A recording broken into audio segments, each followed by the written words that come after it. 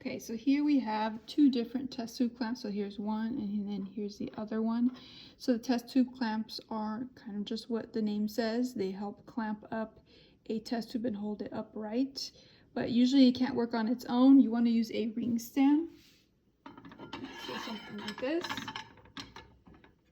Okay, so this device with the rod is the ring stand. And this is the test tube clamp attached to the ring stand.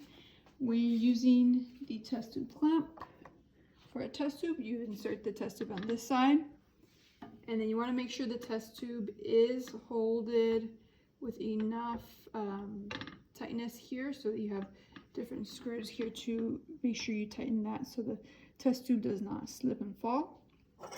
This one in this device, the test tube would go in here, and then you would adjust the tightness according to the size of your test tube, and just be careful with not letting it slip and fall.